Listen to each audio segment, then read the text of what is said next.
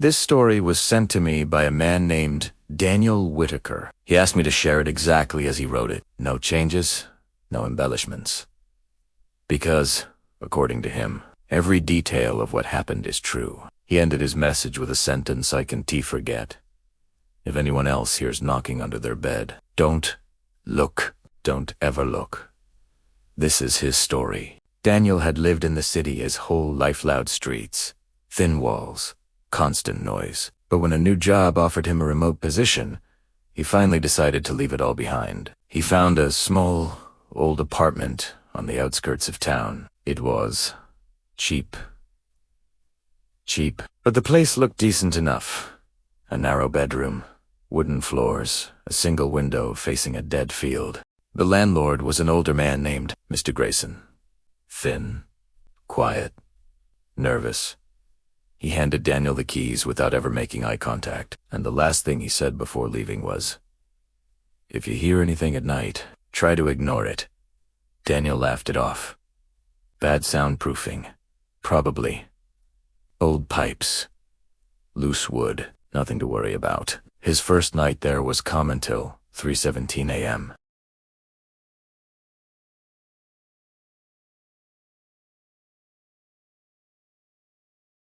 Then he heard it. Nah. A slow, deliberate hit against wood.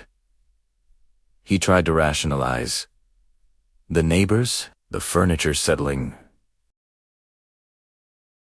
But the sound came against lower this time. Closer. Nah.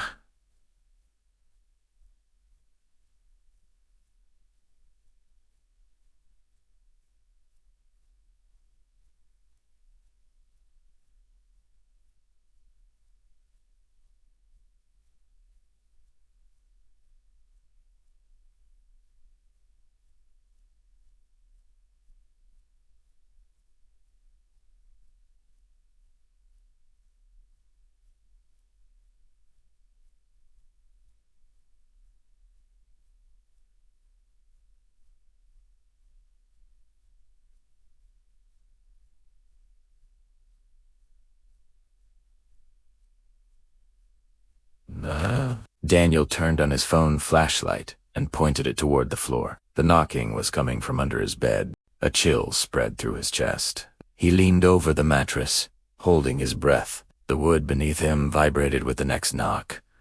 He forced himself to look underneath. His light vanished into thick darkness. Too dark, darker than shadows should be. But there was nothing there, just empty space. He tried to sleep again, but every time he closed his eyes, he imagined a hand reaching out from the darkness beneath him. The next day went normally. Daniel Workett cooked. Unpacked boxers. He convinced himself he had imagined the knocking, but that night again at exactly 3:17 a.m. the sound returned. Knock. Knock. Knock. This time, he grabbed his phone and started recording. The knocking continued for almost a full minute. Slow. Patient. Rhythmic. As if whatever was making it was waiting for him to react. In the morning, Daniel listened to the recording. There was no knocking. Instead, there was a voice, a faint whisper distorted and breathy. "Found you." Daniel dropped his phone. His stomach twisted. His eyes watered without him realizing. That was when he understood the knocking wasn't coming from the floor.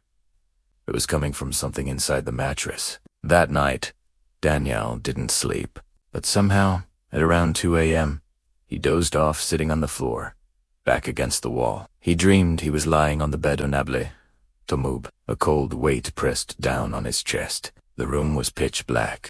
Then he felt hands slide up from beneath the mattress and slowly wrap around his ribs. He tried to scream, but the dream held him silent. A voice whispered into his ear, "Let me breathe again." Daniel woke up, drenched in sweat. His bedroom smelled like damp soil, like something had been crawling under him all night. Daniel decided to stay awake. Lights on, but at 3:17 a.m., the knocking returned. Harder this time. K-N-O-C-K. K-N-O-C-K. K-N-O-C-K. Knock. His bed shook with each strike.